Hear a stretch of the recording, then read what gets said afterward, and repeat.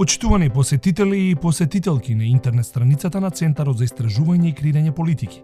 Добро дојдовте на последниот од 5 подкасти на кои разговараме со пратениците и пратеничките од така наречената Зелена собраниска група.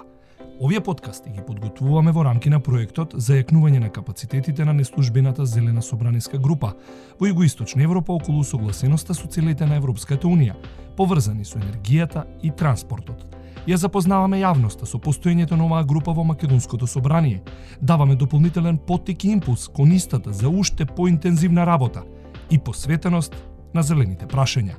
По конструктивните 4 разговори, последниот е со пратеничката Вјолца Адеми.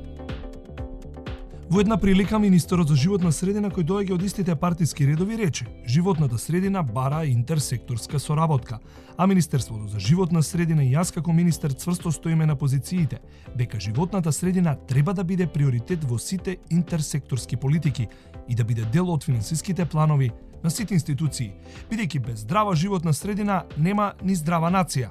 Но за да се преточат зборовите во дела, потребна е зголемена поврзаност на релација, ресорно министерство, собрание, секако за зелените прашања.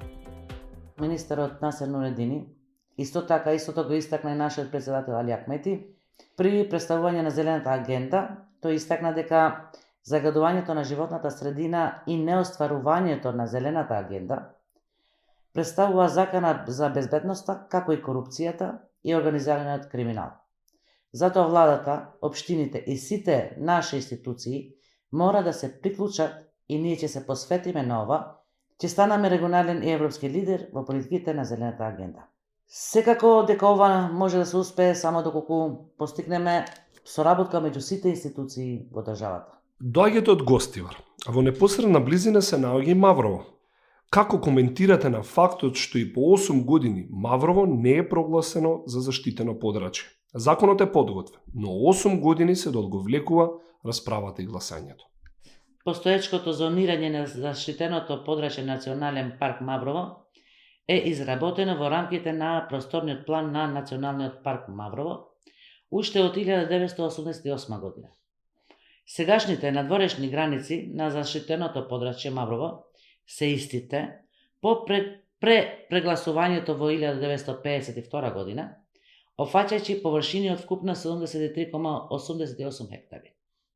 Но сега се работи за препрогласување на Национален парк Маврово, каде се работи на терен за утврдување на зонирањето. Сепак за ова подетални информации сигурно ќе земете од Министерството за животна средина. Зелената собраниска група може да биде поактивна. Од тука имате ли идеја како може да се зголеми незината делотворност и воопшто видливост во јавниот диалог? Како Зелена собраниска група, целосно сме посветени во соработка со сите министерства, посебно со Министерството за животна средина, во наоѓање најдостапните решенија за надминување на проблемите околу климатските промени, енергетската ефикасност и урбаната мобилност. Мислам дека во седниците за пратенички прашања не се поставени многу прашања околу тие проблеми, имајќи го предвид проблемите што сме ги имале и во надворешен план и во внатрешен план. Мислам во политичките проблеми, но сепак тоа не е оправдание, не значи дека иако ова е примарно како што имаме право да се образуваме, така имаме право за чист воздух и за чиста вода.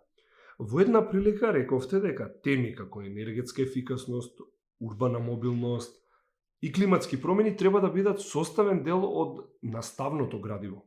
Може ли малку повеќе за оваа ваша идеја?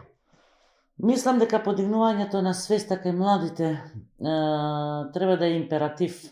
Лично јас како професор по математика сум автор на прирачници за примена на еколошки теми во образовниот систем и мислам дека многу е важно кај децата да се подигне свеста преку наставниот процес, кај што во различни предмети се вклучуваат 9 еколошки теми, како тоа за зачување на енергијата, зачување на водата, чист воздух, биодиверзитетот, одржливиот развој, така што децата од мали нозе се учаат како да ја штедат енергијата, како да ја штедат водата, како да се грижат за биодиверзитетот, како да се грижат за одржливиот развој во државата.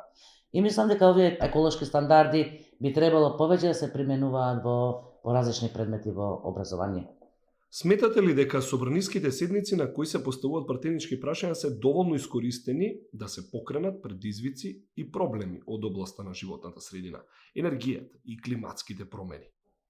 Не се доволно искористени седниците за пратенички прашања во оваа сфера, но пак ќе речам, пак ќе го повторам истото, тоа не е оправдание дека тоа треба да се направи повеќе, поред тоа што исто така ако се зема во предвид и во преговорите со Европската Унија, а и нарочито кога ќе дојде поглавието што е директно поврзано со животната средина, ќе губиме фактички и буџет, ќе губиме и време губиме, а би требало да сме поефективни и поефикасни.